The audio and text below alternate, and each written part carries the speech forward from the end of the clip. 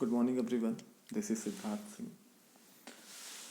आज chapter 11 economic development, आर्थिक विकास, इस चैप्टर को पढ़ना है।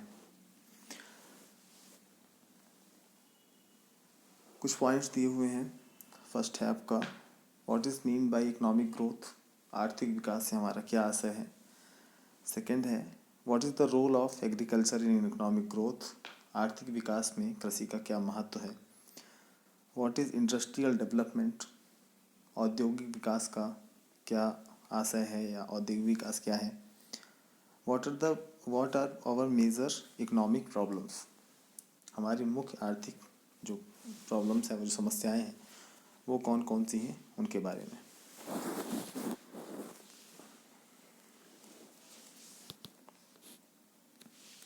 In our daily life, we see people going to work. Some of them go to agriculture fields, factories, different civil services, education, health, sanitation, transportation, security, etc. Some have their independent business and industries. By the above works, they earn income. The people meet their needs by their income. Some people earn their livelihood through production and some through services. If the entire income of the people is added, the total income will be known as national income, and if divided by the population, then the result will be known as per capita income. नीचे आपका rule दिया हुआ है कि per capita income का मतलब होता है प्रति व्यक्ति आय, है ना। कैपिटा आपका प्रति व्यक्ति कहलाता है, तो प्रति व्यक्ति आय निकालने का ये फॉर्मूला दिया हुआ है। नेशनल इनकम मतलब राष्ट्रीय आय, उसको अपन भाग दे देंगे पॉपुलेशन ऑफ कंट्री के साथ, देश की जनसंख्या के साथ, ठीक है। तो इससे आपकी प्रति व्यक्ति आय आपकी निकल आएगी।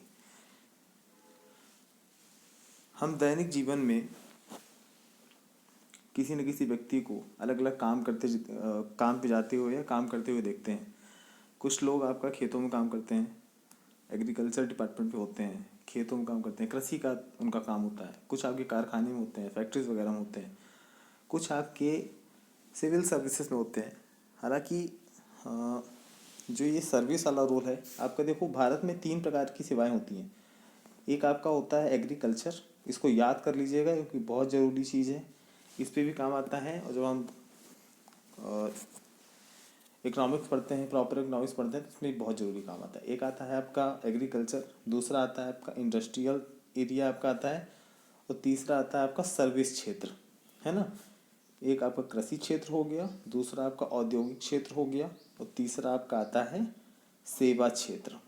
जिसमें से आज के टाइम पे जो सबसे बड़ा पार्ट है जीडीपी में, भारत की जीडीपी में जो सबसे बड़ा रोल है वो है आपका सेवा क्षेत्र का, जो सर्विसेज एरिया है उसका।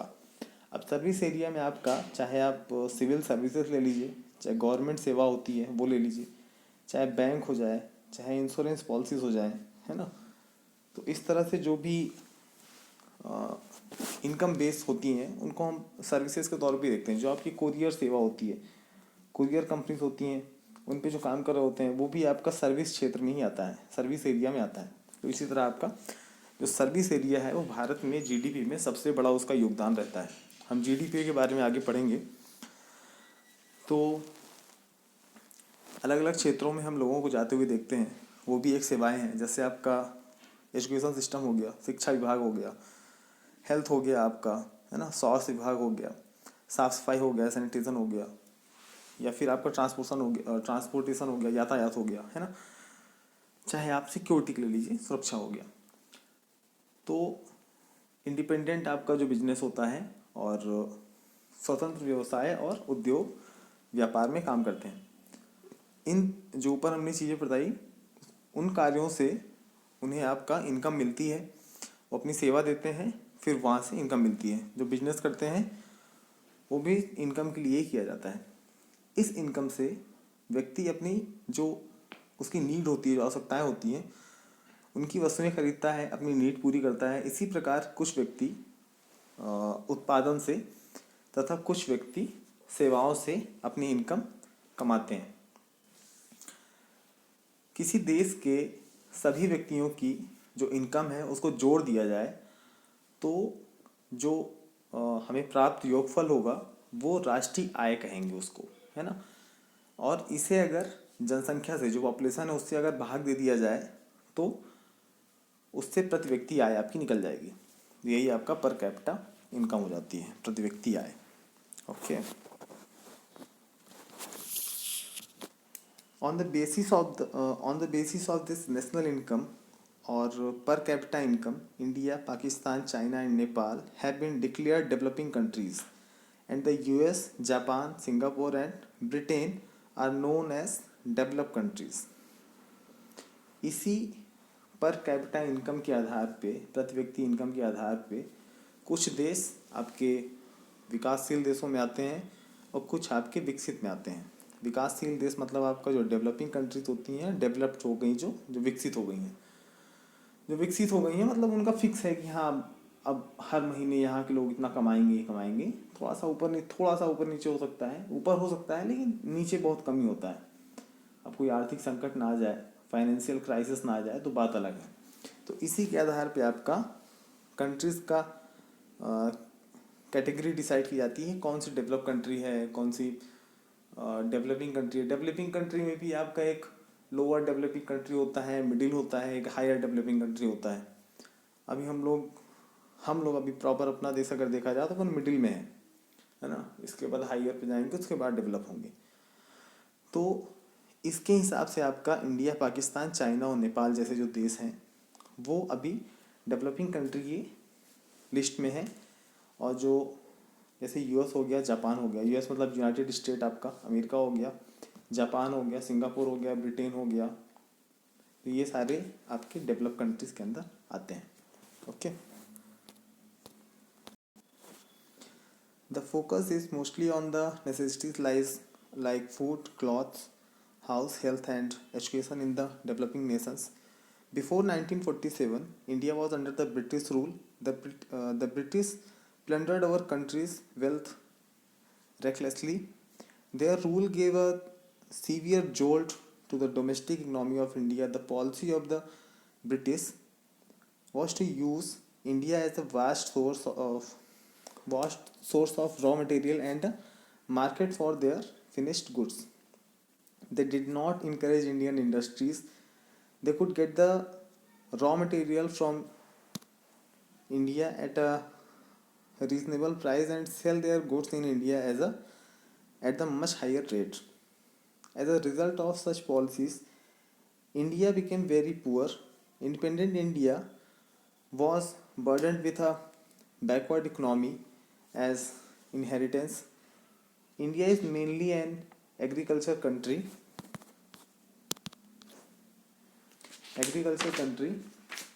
At present, 60% of population is engaged in agriculture. Hence, it is essential to know the agriculture development. इसको फिर से वहीं चलते हैं।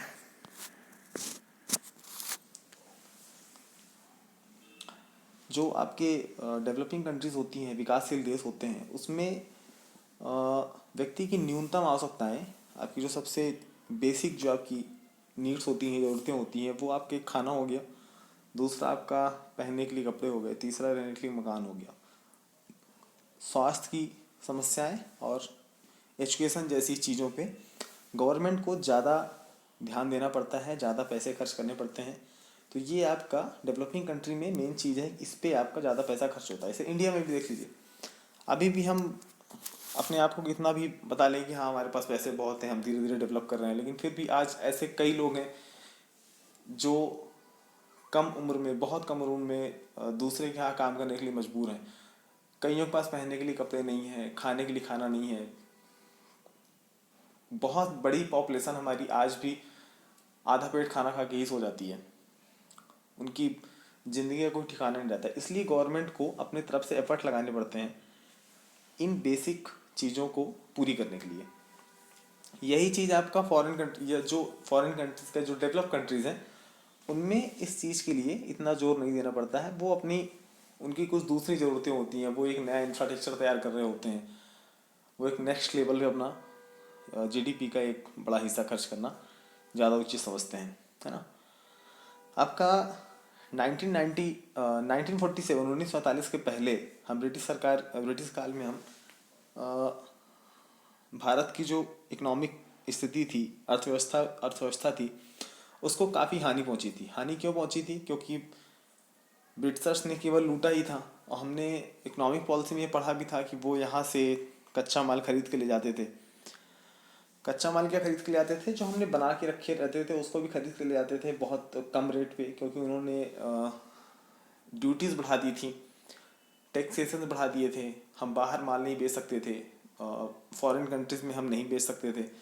धीरे धीरे उन्होंने ऐसे कर दिया कि आप भारत में भी अपना बना हुआ माल नहीं बेच सकते हैं, है ना।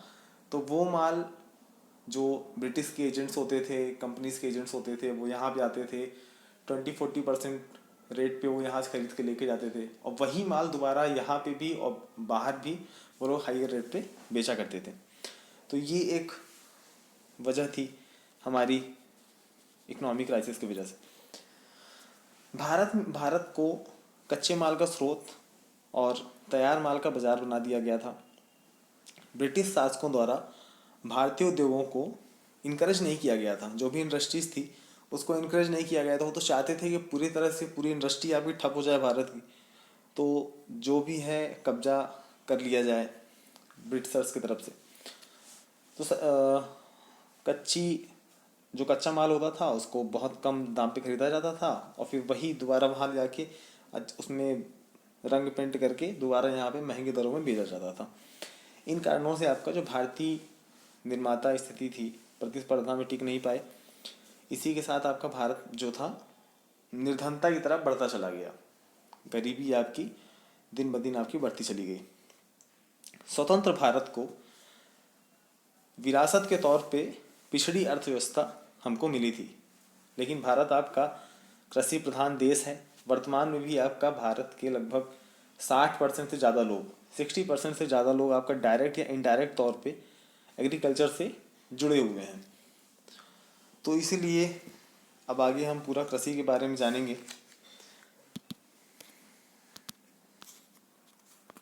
Agriculture development.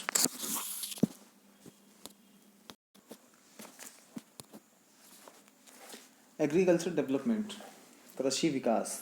Agriculture is the base of Indian economy and it has 26% contribution in the total gross domestic product GDP, जिसको हम सकल घरेलू उत्पाद भी कहते हैं जीडीपी को।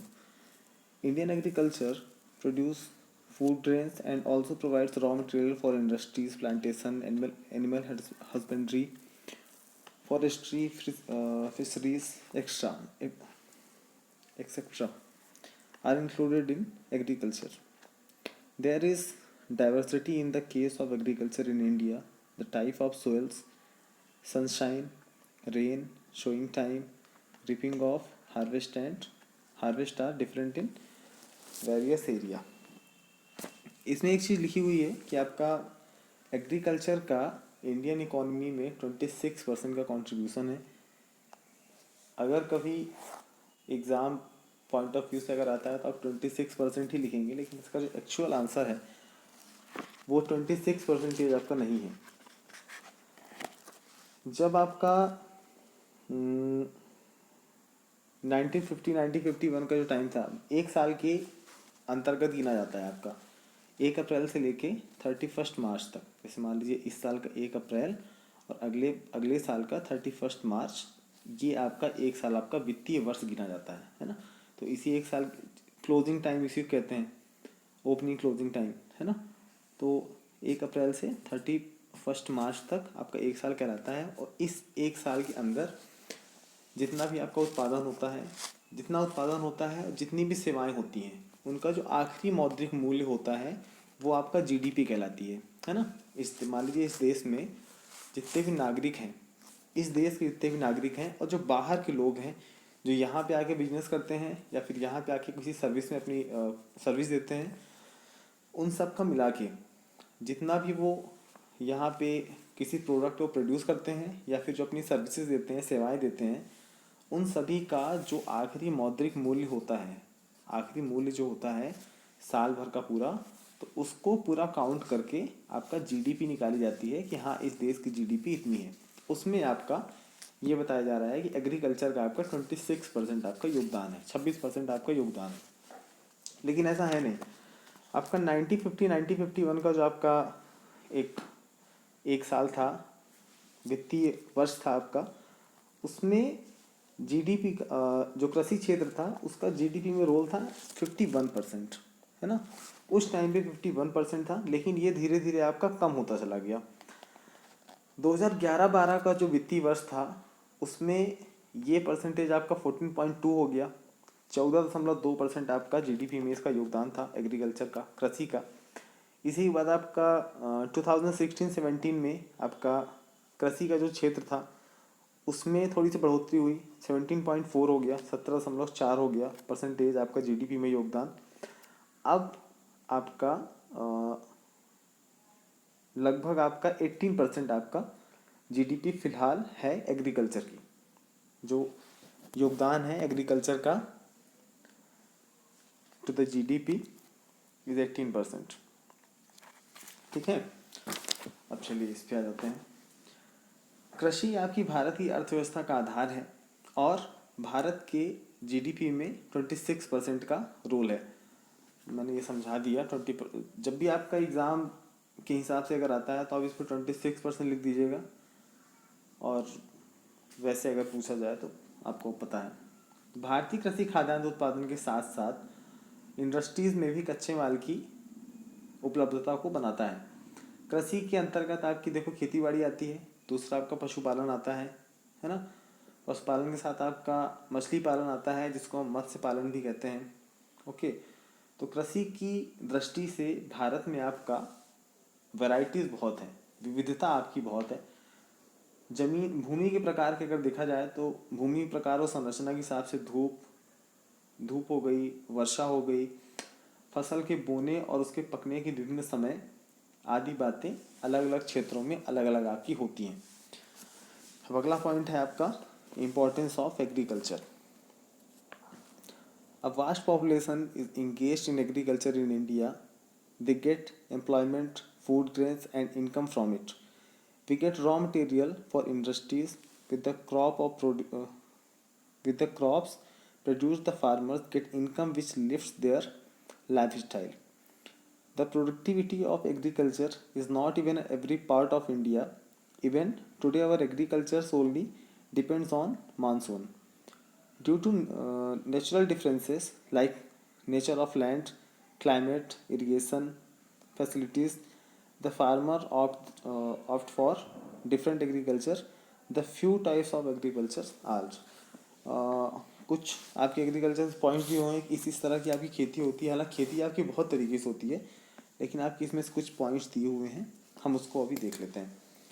हमारे देश में बहुत बड़ी जनसंख्या आपकी कृषि में काम करती है। इससे रोज़गार भी मिलता है, खाने के लिए आपका अनाज भी मिलता है और इनकम भी होती है।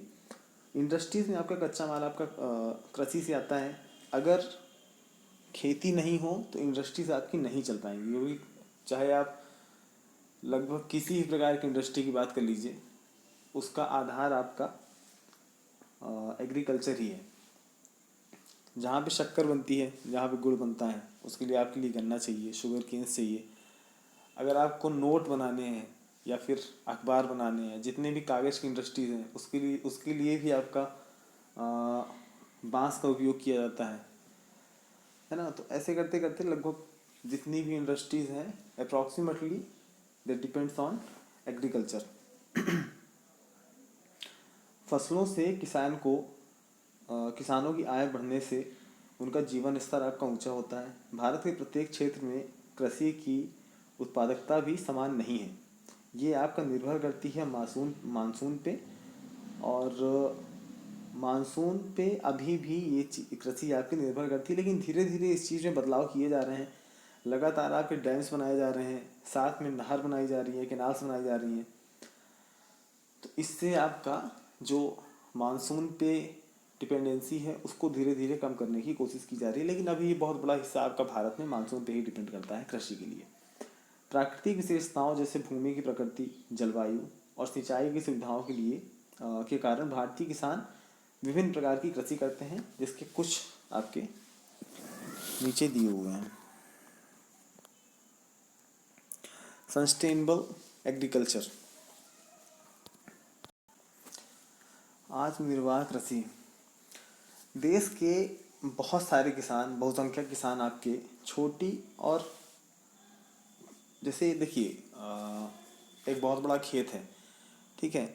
भारत में ये बहुत बड़ी समस्या है इस चीज़ को लेके कि खेत का जो आकार है उसको हम जोत कहते हैं। जैसे मान लीजिए अगर 5 एकड़ का खेत है किसी एक परिवार में, एक फैमिली में, अब धीरे धीरे वो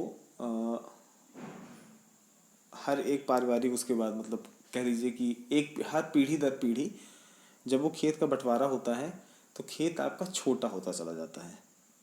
अब जब छोटे होते चले जाते हैं तो उसकी जो जोत होती है वो छोटी होती चली जाती है, तो उसमें जब खेती होती है तो उतना प्रॉफिट मिलता नहीं है, प्रॉफिट नहीं मिलता है, खेत कम होते चले जाते हैं, है ना। तो भारत में आपका जो एवरेज है वो लगभग 2.4 है ना। 2.4 हेक्टेयर्स का आपका एवरेज है भारत में। तो ये भी एक दिक्कत होती है। तो देश के बहुसंख्यक किसान छोटी और बिखरी जोतों के जो परंपरागत उनके टूल्स होते हैं वही यूज़ करते हैं। कमज़ोर जो जिनकी आर्थिक स्थिति आपकी कमज़ोर होती है उसके कारण आपके ये हाइब्रिड बीज ये नहीं ले पाते हैं। साथ में जो आपका उर्वरक होते हैं और कीटनाशक का प्रयोग होते हैं वो नहीं कर पाते। इसी कारण आपका जो उत्पादन होता है वो बहुत कम होता है।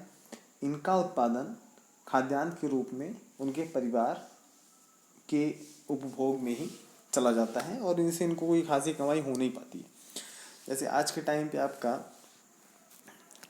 धीरे धीरे ये चीज़ें सुधर रही हैं, लेकिन फिर भी जैसे मान लीजिए किसी किसान के पास अगर 10 एकड़ की ज़मीन है, अब उसके पास इतना पैसा नहीं है कि वो एक अच्छी मशीनरी लगवा सके।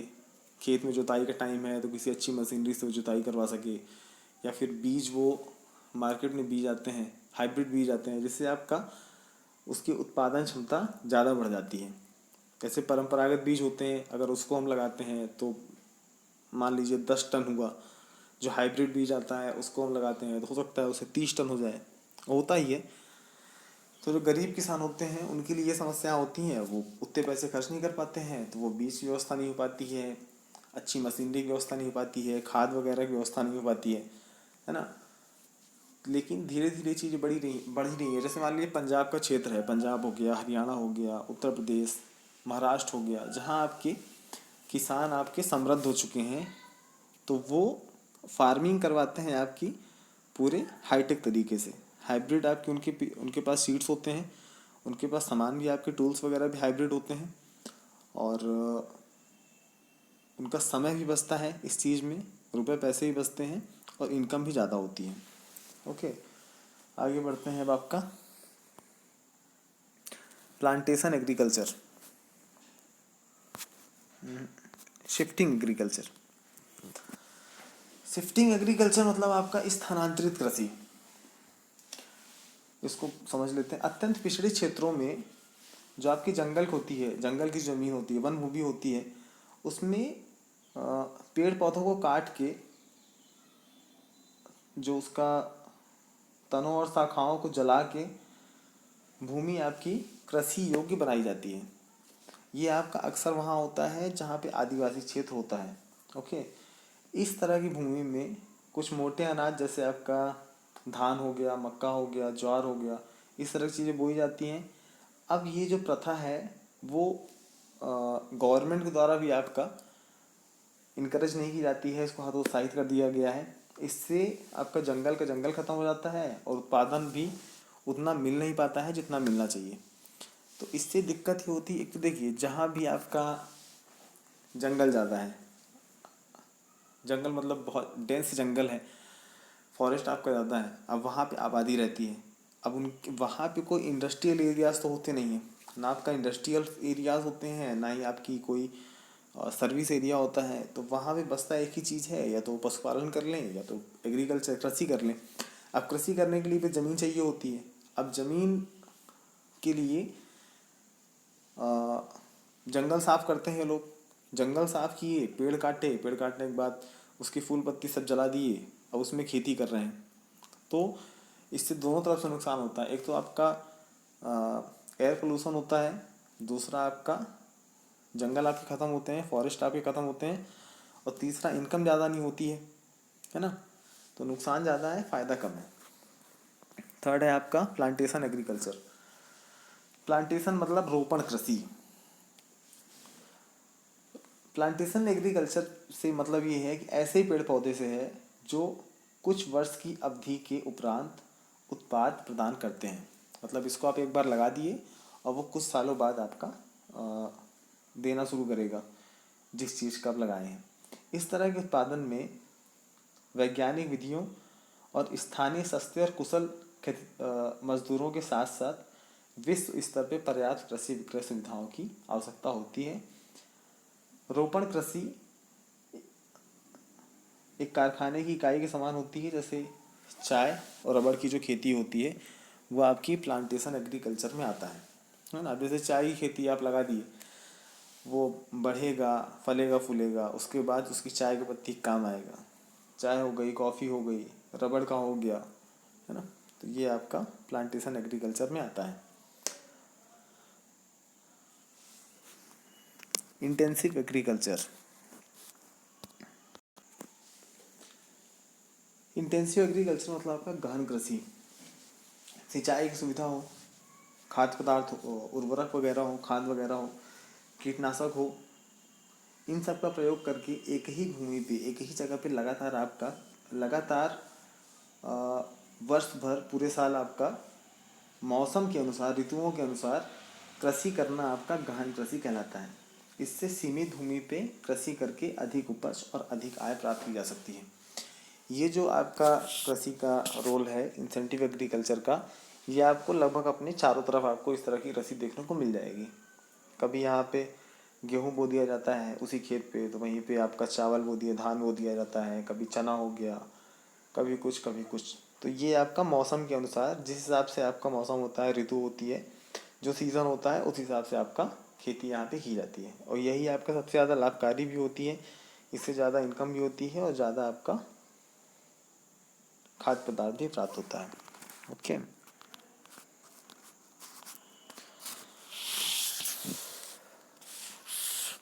हमारे देश में विभिन्न प्रकार की फसलें, खाद्यान्न, दलहन और तिलहन, रेशेदार फसलें और नकदी फसलें उगाई जाती हैं। खाद्यान्नों के उत्पादन में हमारा देश अब आपका आत्मनिर्भर हो चुका है। ये आत्मनिर्भरता हमें रोपण एवं गहन कृषि, सिंचाई एवं कृषि के आधुनिक यंत्रों के उपयोग, उन्नत बीज, खाद एवं उर्वरक, कीटनाशकों के समुचित उपयोग से प्राप्त हुई है। आज हम चावल और गेहूं के उत्पादन में चीन के बाद दूसरा स्थान हम रखते हैं, है ना। ब्रैकेट में आपका दिया हुआ है खरीफ की फसल है, खरीफ क्रॉप्स है, रबी क्रॉप्स है और कैश क्रॉप्स है। खरीफ फसल है, रबी फसल है और कैश क्रॉप्स को हम नकदी फसल भी कहते हैं, है ना। किस मौसम में कौन सी फसल उगाई जाती है और किस मौसम में उसकी कटाई होती है, इन सारी चीज़ों के बारे में देखना है। खरीफ की फसल में क्या होता है, रबी फसल में क्या होता है। और इस पे नाम में बहुत ज़्यादा कन्फ्यूज़न होता है कि आप फसल का नाम तो याद कर लेंगे, नहीं किस मौसम में बोई जाती है ये भी याद कर लेंगे, लेकिन वो खरीफ की फसल कहलाती है कि रबी की फसल कहलाती है, इसमें बहुत ज़्यादा कन्फ्यूज़न होता है। तो इसको आप लोग बहुत अच्छे से याद भी करिएगा। ठीक है, तो पहला है आपका खरीफ क्रॉप्स। ये फसल आपकी जून जुलाई के महीने में बोई जाती है। ठीक है, जून जुलाई के महीने में बोई जाती है और सितंबर अक्टूबर के टाइम पे काटी जाती है। इसमें आता क्या क्या है, इसमें धान आता है, ज्वार है, बाजरा है, मक्का है और कपास है। ये आपकी खरीफ की जो मुख्य फसलें हैं ये। ठीक है, रबी की फसल में आपका अक्टूबर नवंबर के टाइम पे बोई जाती है और मार्च अप्रैल में काटी जाती है। इसमें आपका गेहूं है, जौ है, चना है, सरसों है, मसूर है, अलसी है। ये आपकी रबी की प्रमुख फसलें होती हैं। तो कैश क्रॉप्स हैं व्यापारिक या नकदी फसलें, जो फसल उद्योगों में, इंडस्ट्रीज में कच्चे माल के तौर पे यूज़ की जाती हैं, उपयोग में ली जाती हैं, उसे व्यापारिक या नकदी फसलें कही जाती हैं, है ना। इसमें आपका सोयाबीन है, कपास है, मूंगफली है, चाय है, कॉफ़ी, जूट, तिलहन, ये आपकी प्रमुख फसलें हैं, व्यापारिक या नकदी फसलें। सोयाबीन आपका मध्य प्रदेश में सबसे ज़्यादा बोया जाता है और इसमें सबसे ज़्यादा आपका प्रोटीन पाया जाता है 48% का, ठीक है। कपास आपका काली मिट्टी में पाया जाता है, ये सब याद रखना है, ओके। मूंगफली आपका सबसे ज़्यादा गुजरात में होता है, चाय आपका असम तरफ होता है, कॉफ़ी वहीं की है, जूट आपका सबसे ज़्यादा पश्चिम बंगाल में होता है। चलिए ठीक, आगे बढ़ते हैं। खाद्यान्नों पे आत्मनिर्भरता के साथ साथ सेल्फ डिपेंडेंसी के साथ साथ कृषि उत्पादों का निर्यात करके फॉरेन करेंसी भी हासिल की जा सकती है ना। और राष्ट्रीय आय में इससे वृद्धि भी होती है और कृषि का विकास भी होता है।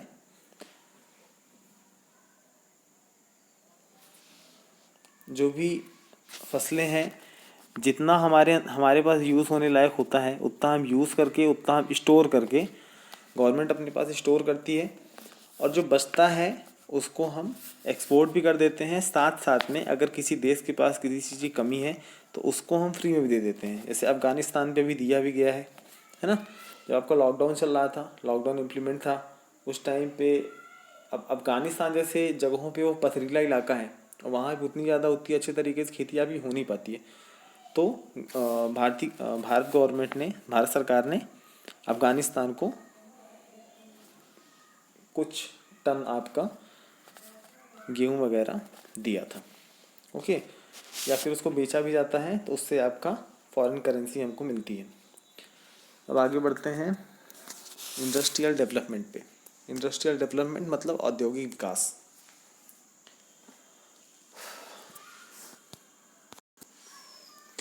Industrial development.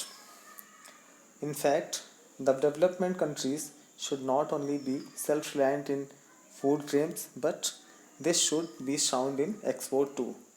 This capacity includes capital and infrastructural industries, iron, cement, machines, etc., and processing of raw material like cloth from cotton, sugar from cane, paper from wood, aluminium from bauxite, steel from iron.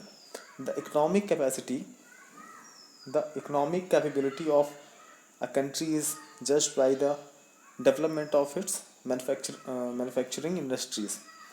These industries provide employment to the people, dependence on agriculture is reduced, and foreign income is earned from the export of manufactured goods. The industrial development brings prosperity for the people, and industries are divided into small and large scale, private and public sector, joint and cooperative groups. The industries can be divided into groups on the basis of the use of material.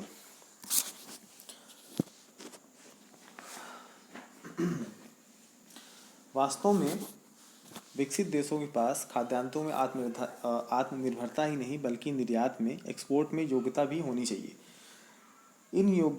इस योग्यता में विभिन्न औद्योगिक आधारभूत जो उद्योग हैं, जैसे लोहा हो गया, सीमेंट हो गया, मशीनें हो गई, एवं उत्पादों को संसाधित करके, जैसे कपास से कपड़ा बनाना, गन्ने से चीनी बनाना, लकड़ी से आपका कागज़ बनाना, तो हमने बताया बांस से आपका कागज़ बनता है, एल्यूमिनियम निकालना बॉक्साइट से, लोहे से आपका इस्पात बनाने की जो क्षमता है वो भी विकसित करनी पड़ती है। किसी देश की आर्थिक शक्ति उसके निर्माण उद्योगों के विकास से मापी जाती है। इन उद्योगों से व्यक्तियों को रोजगार मिलता है, कृषि पे निर्भरता कम होती जाती है, निर्मित वस्तुओं के निर्यात से विदेशी मुद्रा भी आपकी प्राप्त होती है, मतलब फॉरेन करेंसीज आपको मिलती है। औद्योगिक विकास से देश के नागरिकों के लिए समृद्धि आती है। उद्योगों को छोटे और बड़े पैमाने के उद्योग, निजी और सार्वजनिक, संयुक्त और सहकारी आदि भागों में बांटा जा सकता है। कच्चे माल के उपयोग के आधार पर भी उद्योगों को दो वर्ग में बांटा जा सकता है, जो इस प्रकार है आपका। पहला है एग्रीकल्चर बेस्ड इंडस्ट्री, सेकंड है आपका मिनरल बेस्ड इंडस्ट्रीज, है ना। तो पहला देख लेते हैं agriculture based industries. Agriculture based industries कृषि पे आधारित जो उद्योग हैं उनका। टेक्सटाइल्स मतलब आपका सूती वस्त्र उद्योग कहलाता है ना। तो टेक्सटाइल आपका सूती वस्त्र उद्योग हो गया, जूट को हम जूट ही बोलते हैं। सिल्क आपका रेशम हो गया, वुलन आपका ऊनी वस्त्र उद्योग, ऊनी कपड़े हो गए, है ना। तो textiles, jute, silk and woollen clothes, sugar and oils are the industries based on the raw material obtained from agriculture. For countries, India was known for her cotton and silk fabrics. India exports cotton cloths in ready-made forms. They are exported to US, Britain, Russia, France, eastern countries of Europe, Nepal, Singapore, Sri Lanka, and African countries. The cotton mills are located mostly in Maharashtra, Gujarat, West Bengal.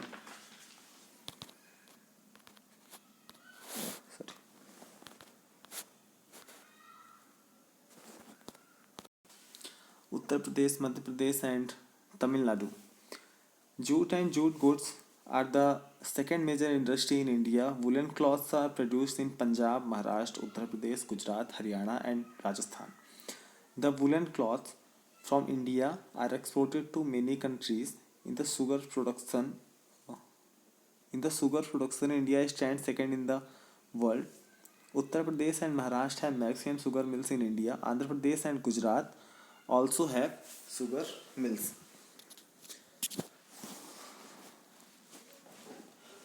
सूती कपड़ा उद्योग हो गया, jute हो गया, silk आपका रेशमी हो गया, ऊनी वस्त्र उद्योग हो गया, चीनी हो गया, खाद्य तेल, कृषि से प्राप्त आपके कच्चे माल पर आधारित उद्योग हैं।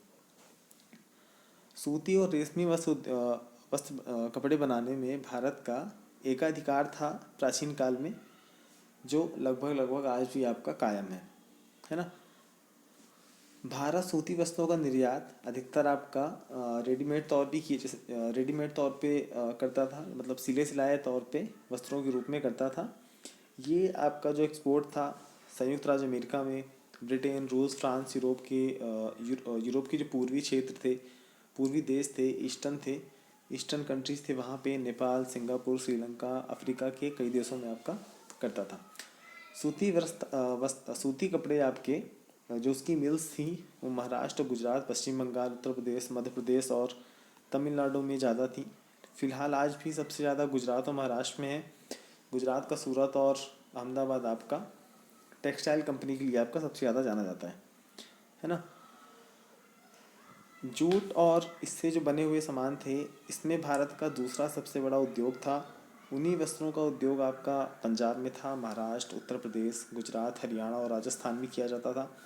ऊनी वस्त्र आपके भारत से बहुत सारे देशों में एक्सपोर्ट किए जाते थे। चीनी उद्योग आपका भारत में पूरे वर्ल्ड में सेकंड नंबर पे आपका जो आपका चीनी उद्योग था वो आता था। उत्तर प्रदेश और महाराष्ट्र में सबसे अधिक आपकी चीनी मिलें आज भी हैं। आंध्र प्रदेश और गुजरात में भी चीनी मिलें आपकी स्थापित की जाती हैं। Okay, mineral based industries. Second है आपका मिनरल बेस्ड इंडस्ट्री, खनिजों पे आधारित आपका उद्योग। ऐसे उद्योग जो कच्चे माल के लिए आपका खनिजों पे आधारित हैं, एग्रीकल्चर पे नहीं, खनिज पे आधारित हैं। जैसे आपका लोहा और स्टील, सीमेंट और रसायन उद्योग खनिज आधारित आपका उद्योग है। भारत में आयरन और स्टील का जो सबसे पहला कारखाना था वो 1830 में पोर्टो नोवा नामक स्थान पे लगाया गया था। पोर्टो नोवा आपका तमिलनाडु में है। लोहा और इस्पात बनाने का जो आधुनिक कारखाना था वो 1907 में जमशेदपुर में झारखंड में लगाया गया था।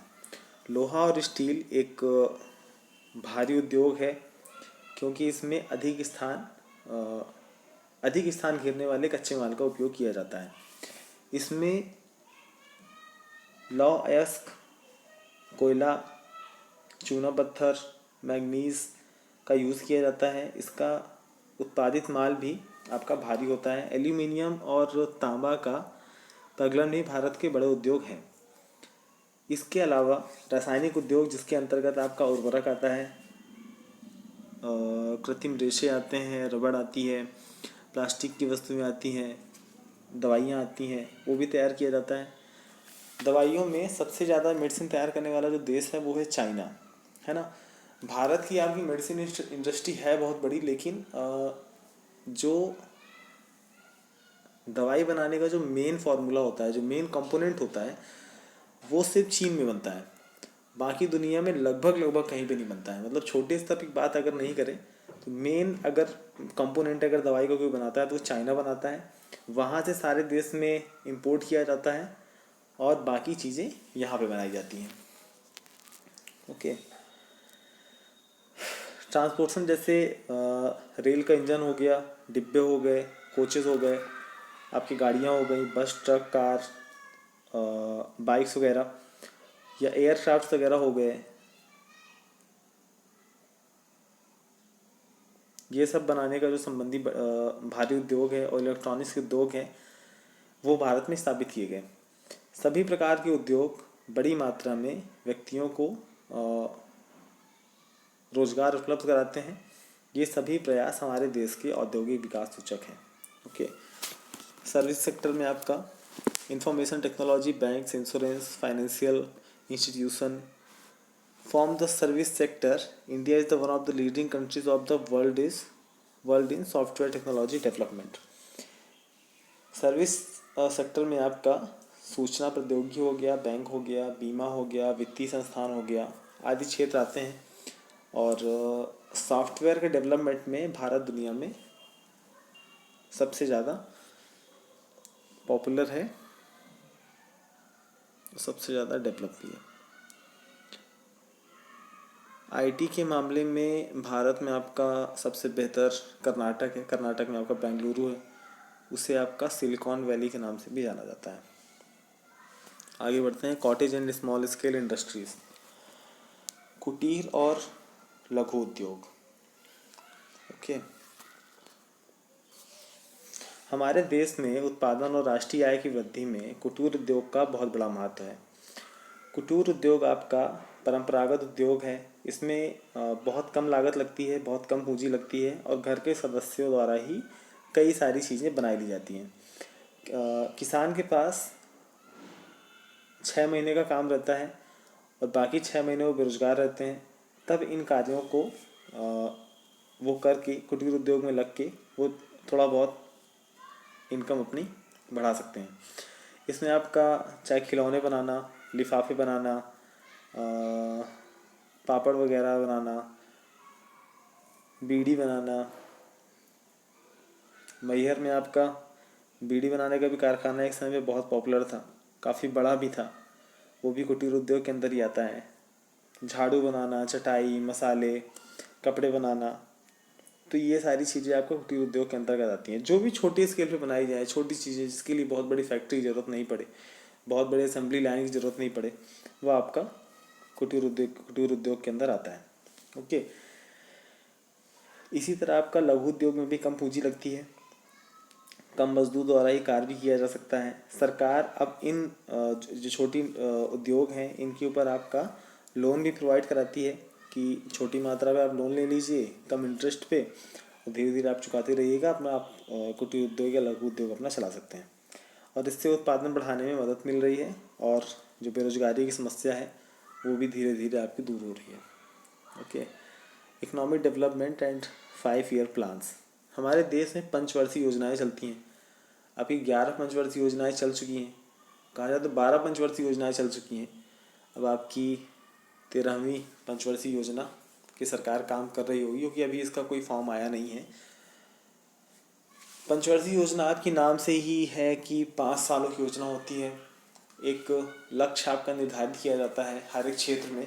हमने बात की ना, 3 आपके सेक्टर चलते हैं, एक आपका एग्रीकल्चर है, दूसरा आपका इंडस्ट्रियल है और तीसरा आपका सर्विस सेक्टर है। तो हर क्षेत्र पे कितना डेवलपमेंट होगा, कौन सी चीज़ें कितनी आगे तक बढ़ेंगी और किस पे कितना खर्च करना है, ये सारी उस सारी चीज़ें उस 5 ईयर प्लान पे गवर्नमेंट अपना एक लक्ष्य बना के चलती है ना। तो सबसे पहले ये 1950 पे स्टार्ट हुआ था और कई बार गवर्नमेंट की बदल जाने से वो पुराने प्लान्स को रद्द कर देते थे। कई बार ऐसा हुआ है गवर्नमेंट नई बनी तो उन्होंने जो 5 ईयर प्लान था उसको बंद कर दिया, उसको कर दिया 1 ईयर प्लान के तहत पे। कई बार इमरजेंसी लगाई गई, उसके तहत भी पोस्टपोन किया गया पंचवर्षीय योजना को, कभी कभी 1 ईयर प्लान के तौर पे भी लगाया गया। तो उसके बारे में हम पढ़ लेते हैं।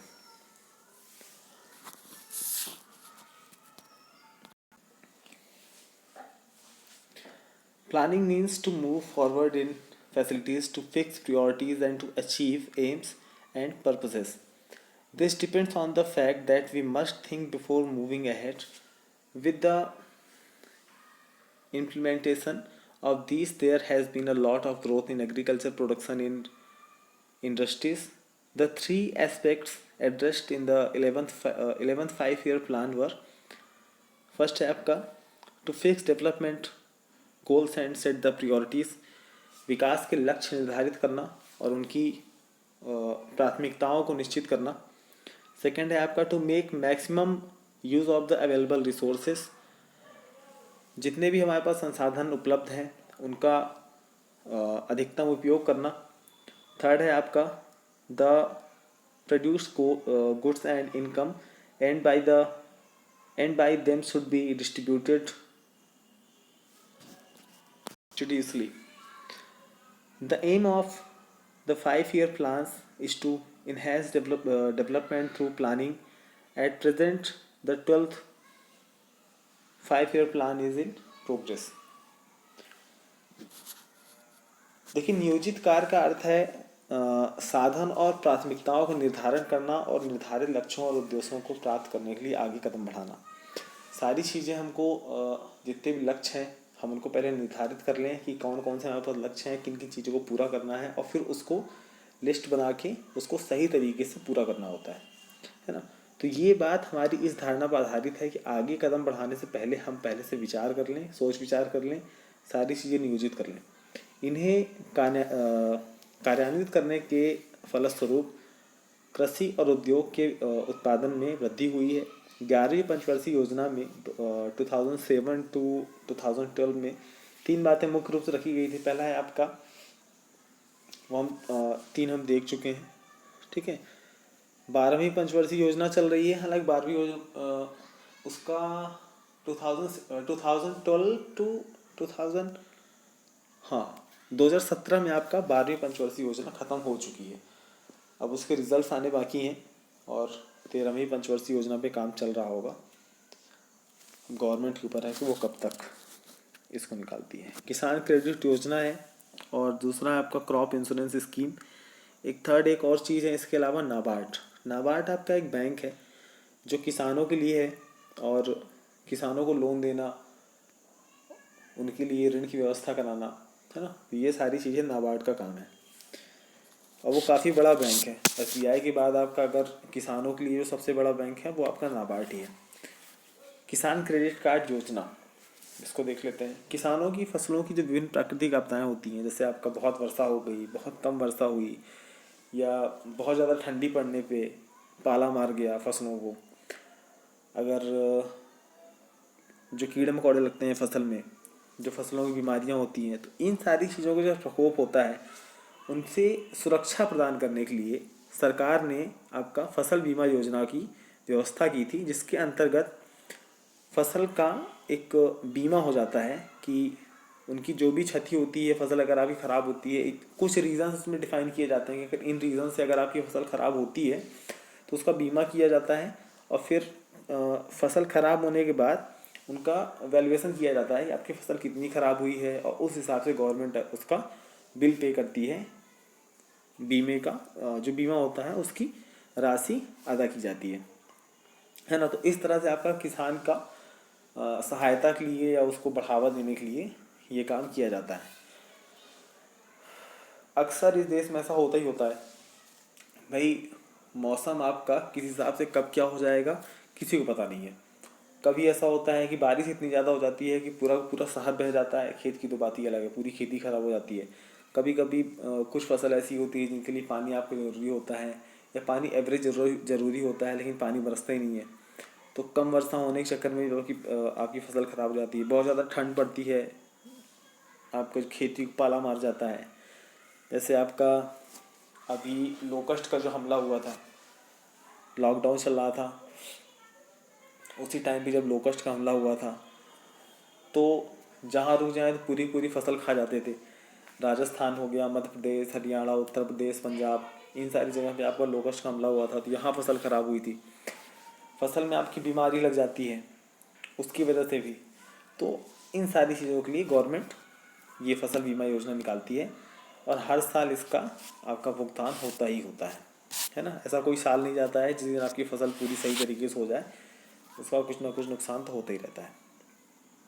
ठीक है, सेकंड है आपका crop insurance scheme, sorry, crop insurance scheme हम अभी बढ़ा दिए हैं, किसान क्रेडिट योजना हम अब बढ़ाएंगे। ठीक है, पॉइंट्स का ऊपर नीचे हो गया था। किसान क्रेडिट कार्ड योजना में किसानों की आर्थिक स्थिति सुधारने के लिए आपका 1998 से 99 में किसान क्रेडिट कार्ड की योजना की आपका स्थापना की गई थी बैंकों के माध्यम से, है ना। इसके अंतर्गत किसानों को जो उनकी कृषि भूमि होती है उसके आधार पे आपका उचित मात्रा में छोटे टाइम पीरियड के लिए आपका कम इंटरेस्ट में एक लोन प्रोवाइड कराया जाता है। इसके साथ साथ फसलों का बीमा करा के किसान के जोखिम को कम कर दिया जाता है। किसान को ही बीमा की लाभ की सुविधा हर तरह से प्रदान की जाती है। मतलब जिस हिसाब से आपका खेत है, जितना बड़ा खेत है जितना छोटा खेत है, ये गवर्नमेंट का मेजरमेंट होता है, बैंक से उनका टाई अप होता है।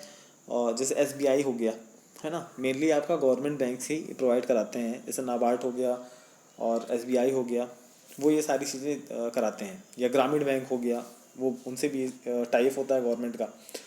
तो खेत का मेजरमेंट होता है, उस हिसाब से आपको एक लोन प्रोवाइड कराया जाता है। न्यूनतम कम टाइम पीरियड के लिए, कम समय के लिए एक लोन प्रोवाइड कराया जाता है, और बहुत कम इंटरेस्ट पे। मतलब ब्याज आपका उस पैसे बहुत कम लगेगा, और इससे आप अपनी खेती करिए और मुनाफा कमाइए, और फिर आप लोन वापस कर दीजिए। इसी के साथ साथ आपका किसान क्रेडिट कार्ड के साथ फसलों का बीमा भी कर दिया जाता है ना। एक ये भी सुविधा होती है। तो इससे किसान का जोखिम कम होता है, उसकी आय में वृद्धि होती है। और जब चुनाव आता है तो आपने ये भी सुना होगा कि जो किसान क्रेडिट कार्ड का जो बिल है उसको हम माफ़ कर देंगे हर किसान का। अभी मध्य प्रदेश में चुनाव हुआ था, तो उसमें जब कमलनाथ सरकार आई थी तो उसने ये बात कही थी कि हम किसानों का 2-2 लाख रुपए माफ़ करेंगे, है ना। माफ़ हुआ कि नहीं हुआ है किसान लोग जाने। चलिए अब आगे बढ़ते हैं।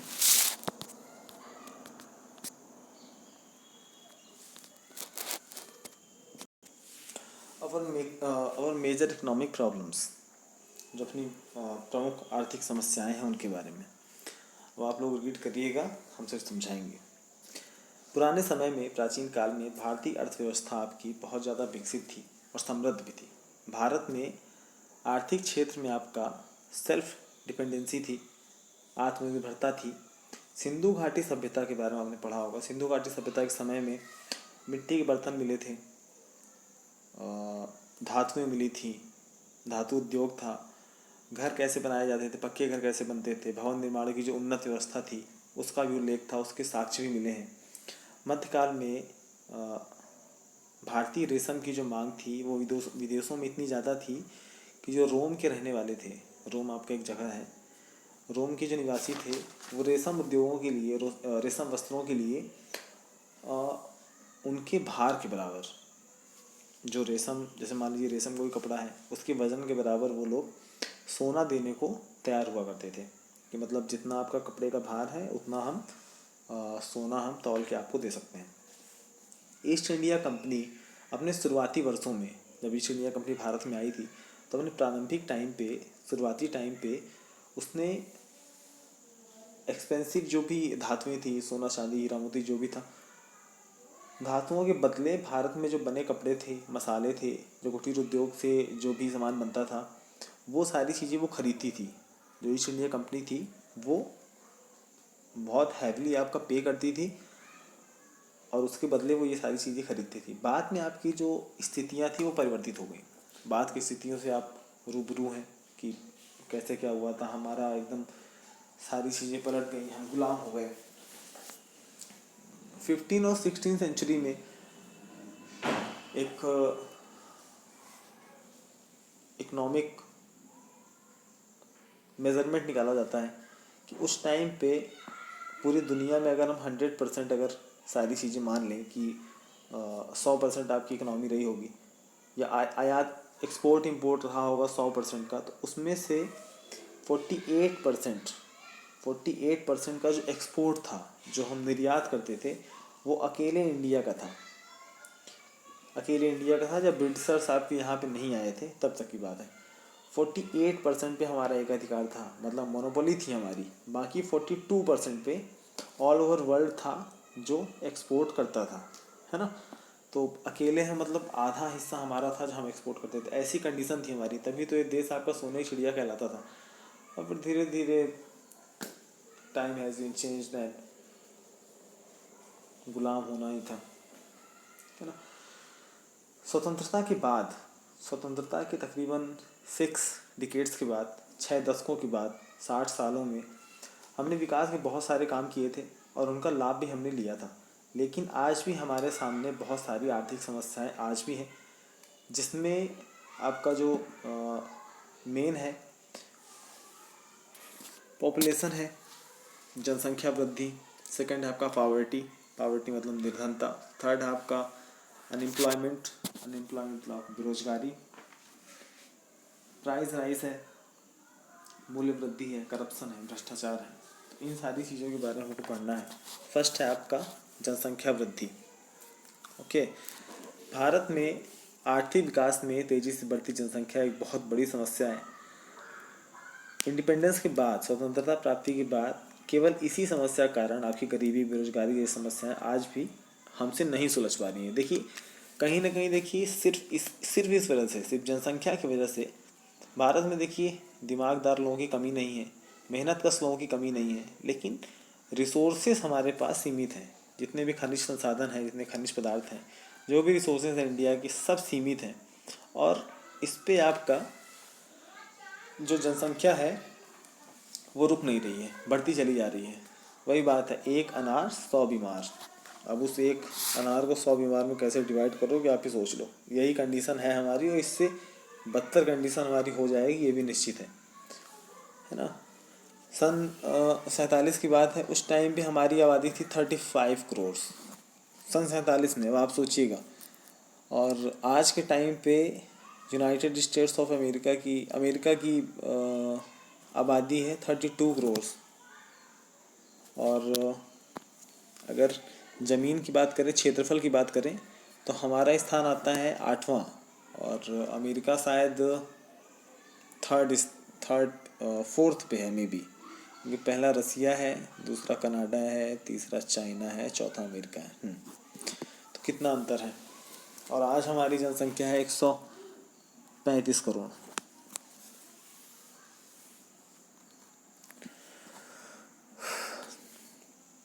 तो ये सारी समस्याएं हमारी सुलझ रही नहीं है। आपका 1951 में हमारे देश की कुल जनसंख्या 36 करोड़ थी, 36 करोड़ थी हमारी टोटल जनसंख्या। 2011 की जनगणना के अनुसार भारत की जो जनसंख्या थी वो 121.6 करोड़ तक पहुंच चुकी थी, जो कि 2021 में आपका दोबारा से जनगणना स्टार्ट होगी। उसके रिजल्ट्स आपके में भी साल या 2 साल में आ जाएंगे, आने शुरू हो जाएंगे। तो अब उम्मीद है कि जनसंख्या हमारी 135 करोड़ पहुंच ही गई होगी, है ना। जनसंख्या वृद्धि का, जनसंख्या हाइक का सबसे मूल कारण ये है निर्धनता। पहला आपका निर्धनता, दूसरा आपका अशिक्षा, एजुकेटेड नहीं होना, तीसरा आपका वंश चलाने के लिए लड़कों की जो लालसा होती है। गवर्नमेंट ने परिवार नियोजन की जो व्यवस्था निकाली, उसमें उसने नारा दिया है, हम दो हमारे दो। लेकिन आज भी ऐसा देखा जाता है कि प्रायोरिटी दी जाती है कि घर पे आपका एक लड़का होना चाहिए।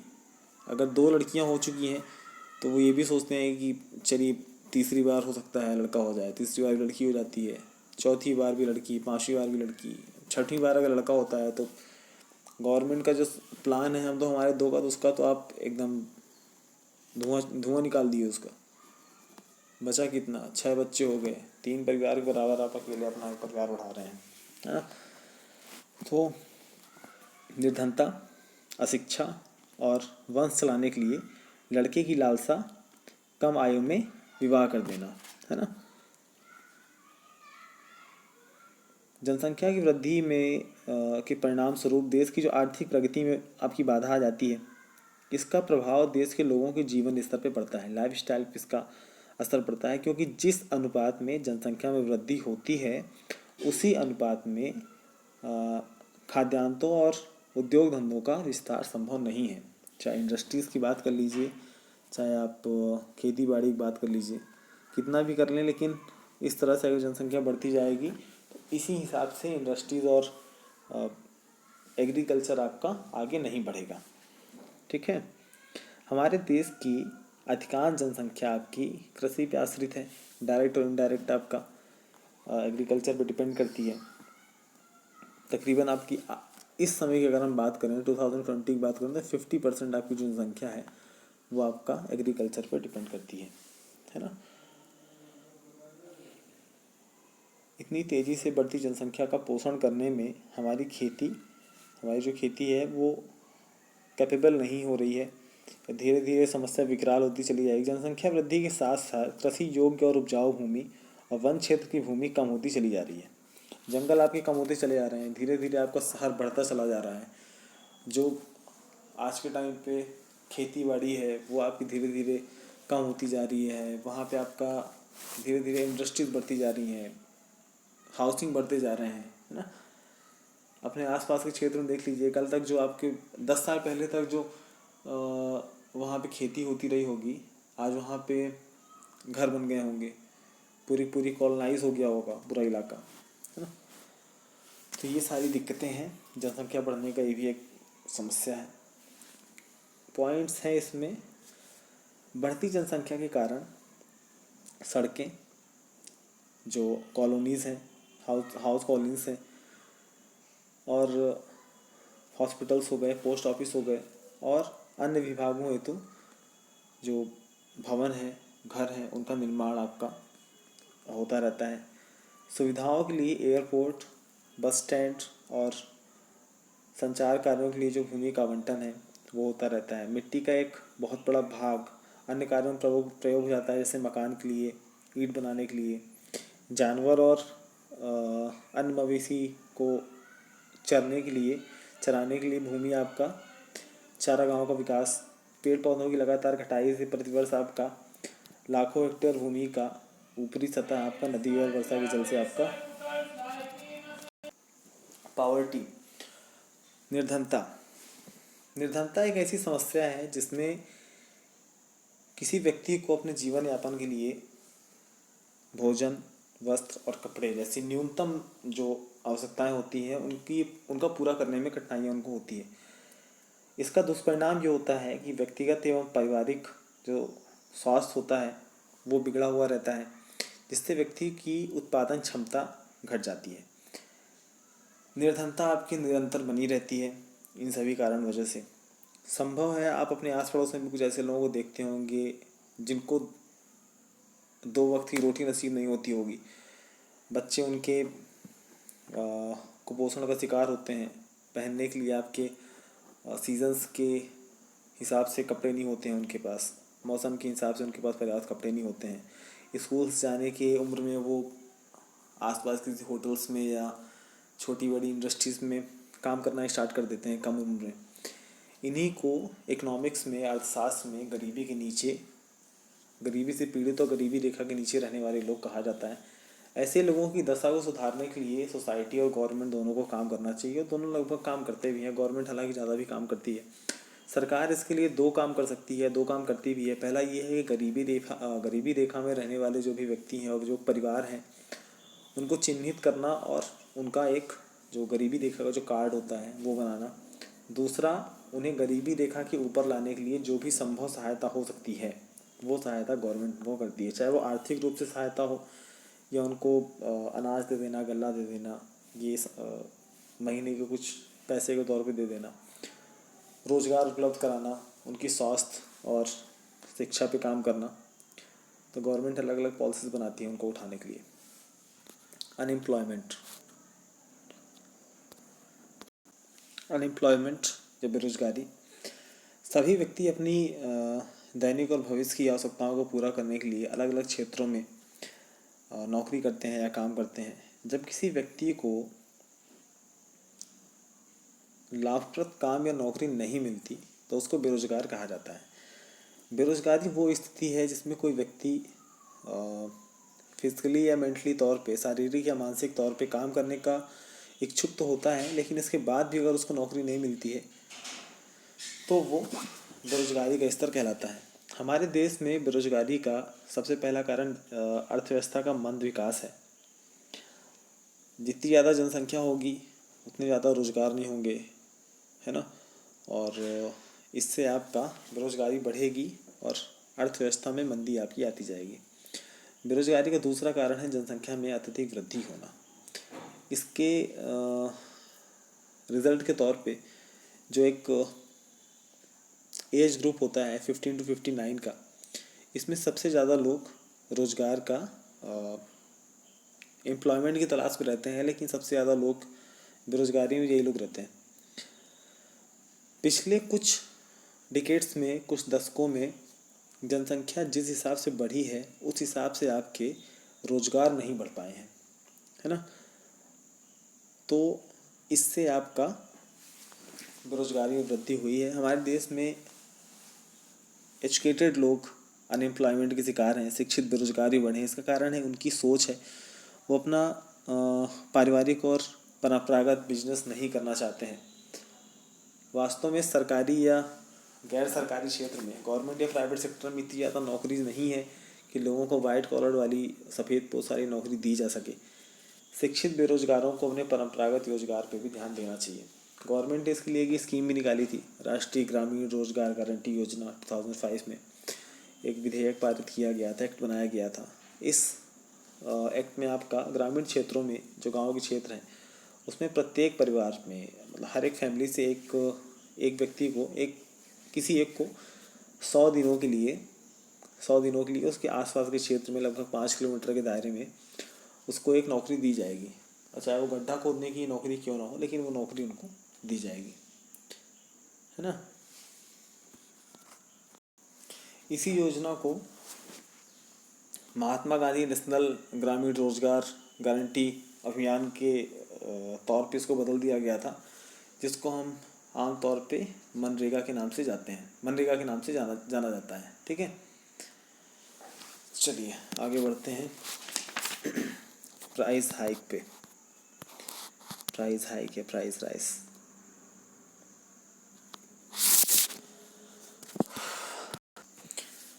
मूल्य वृद्धि, प्राइस राइस। आप क्लास 8th में है, आपने कभी ध्यान दिया है कि जब आप क्लास 5th में थे उस टाइम पे पेंसिल पेन या कॉपी वगैरह का रेट क्या था, और अब उसका रेट कितना बढ़ गया है या आज कितना है। रेट क्यों बढ़ते हैं और प्राइस आपका इंक्रीज़ होना अच्छा है या अच्छा नहीं है, इसके बारे में आप अपने घर परिवार में बात करिएगा, अपने दोस्तों से चर्चा करिएगा, और फिर जब हम कभी स्कूल में मिलेंगे तो इस पर बात करेंगे। गवर्नमेंट द्वारा टाइम पे आपका मूल्य वृद्धि का जो मापन होता है वो किया जाता है, और मूल्य वृद्धि को, जो प्राइस आपका इंक्रीज़ होता है उसमें इंक्रीमेंट होता है बार बार, उसको स्थिर बनाए रखने के लिए बहुत सारे उपाय आपके किए जाते हैं। जितने भी प्राइजेस होते हैं उसमें परिवर्तन जानने के लिए जो आपका थोक मूल्य होता है और उपभोक्ता मूल्य सूचकांक होता है उसको बनाए रखा जाता है। इन सूचकांकों में सभी जो उत्पादित वस्तुएं होती हैं उनके मूल्य को शामिल किया जाता है, उनके प्राइजेस को शामिल किया जाता है। विशेषकर आपका उपभोक्ता वस्तुओं में जो भोजन सामग्री होती हैं, जो खाने पीने की सामग्री होती हैं, जो कपड़े होते हैं, जो अन्य आवश्यक पदार्थों के मूल्यों को नियंत्रण में रखने का प्रयास किया जाता है, ताकि जो नॉर्मल लोग हैं उनकी जीवन स्तर जो है वो सामान्य बना रह सके।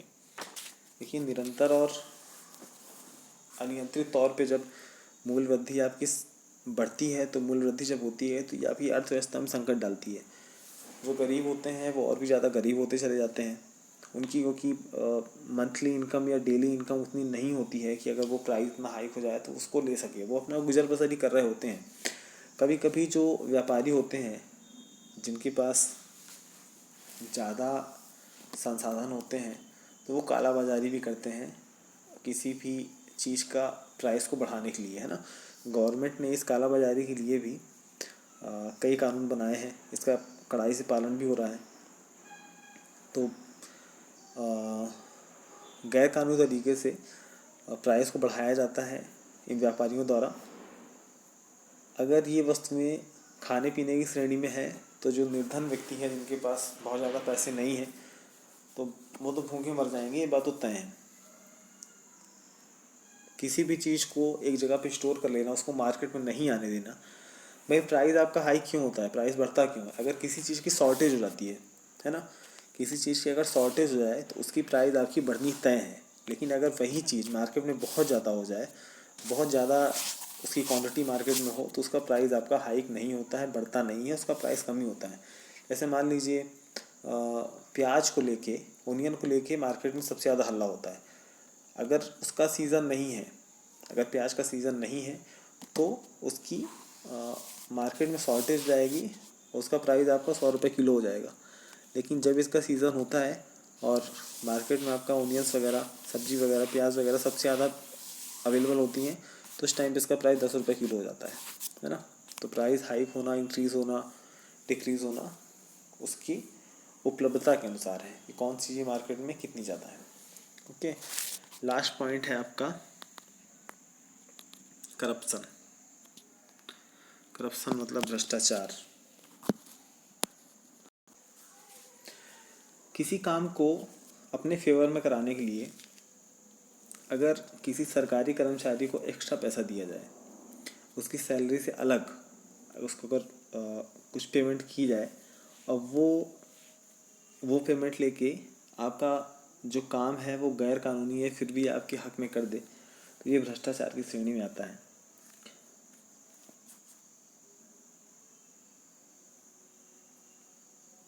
टैक्स की चोरी भी इसी आपके श्रेणी में आती है। आए दिन हम न्यूज़ वगैरह में देखते रहते हैं कि भ्रष्टाचार की खबरें आपकी आती रहती हैं। इसमें पैसे या वस्तु देने वाला और लेने वाला दोनों व्यक्ति आपके अपराधी होते हैं। भ्रष्टाचार से आपका आर्थिक असमानताएं बढ़ती हैं, गरीबी बढ़ती है। इससे आपका जो भी इंक्रीमेंट होना चाहिए हमारे डेवलपमेंट में या फिर हमारे इकोनॉमिक पॉलिसीज़ में, वो नहीं हो पाता है। सरकार ने इसके लिए नियम कानून तो बनाए हैं, लेकिन भ्रष्टाचार आपका रुकना फ़िलहाल इतना पॉसिबल नहीं है। इसके लिए जो भी कानून है उसको थोड़ा सा और बढ़ाना चाहिए। जो भी आपका ऐसे होता नहीं है कि सरकारी नौकरी के लोग ज़्यादा प्रेफर करते हैं, उसमें से ऐसे कितने लोग होते हैं जो सिर्फ ये सोच के सरकारी नौकरी के लिए प्रेफरेंस देते हैं कि हम वहाँ पे जाके कुछ अच्छा काम करेंगे। लेकिन 80%, ये मान लीजिए आप 80% मैक्सिमम लोग ऐसे होते हैं जो वहाँ पे सिर्फ पैसा कमाने के लिए ही जाते हैं। क्योंकि देखिए, प्राइवेट सेक्टर में सरकारी नौकरी से ज़्यादा अच्छी पेमेंट मिलती है। एक प्राइवेट सेक्टर का अगर जनरल मैनेजर है तो उसकी सैलरी आपकी 2 लाख रुपए के ऊपर होती है, और किसी सरकारी ऑफिसर की 2 लाख की सैलरी नहीं होती है।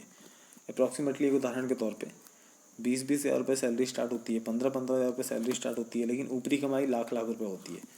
इसलिए लोग ज़्यादा प्रेफर करते हैं गवर्नमेंट जॉब के लिए, है ना। जो भी आपका चुनाव वगैरह होते हैं, इसमें इतना पैसा खर्च होता है, करोड़ों रुपए, अरबों रुपए खर्च हो जाते हैं। अगर एक पूरा लोकसभा का चुनाव होता है पूरे भारत में, चाहे कोई भी पार्टी लड़े, कोई भी पार्टी खड़ी हो, उसमें अरबों रुपए खर्च होने ही होने हैं, है ना। और ये पैसा किसके पास से आता है? ये सारा पैसा काला पैसा है, पूरा भ्रष्टाचार का पैसा है ना। भ्रष्टाचार के लिए कानून तो बनते हैं, लेकिन उसका पालन पूरी तरीके से हो नहीं पाता है। इन सभी समस्याओं के अलावा जनसंख्या वृद्धि का दबाव आपका जो शहरों में या गांव में खाली पड़ी हुई ज़मीन होती है उस पर बढ़ने लगता है। कई बार जो आपकी ऐतिहासिक इमारतें होती हैं, जो आपका हेरिटेज वगैरह होता है, बॉन्डेड हेरिटेज वगैरह होते हैं, उसमें आपका सरकारी कार्यालय खुल जाते हैं, सार्वजनिक पुस्तकालय बन जाते हैं, लाइब्रेरीज बन जाती हैं।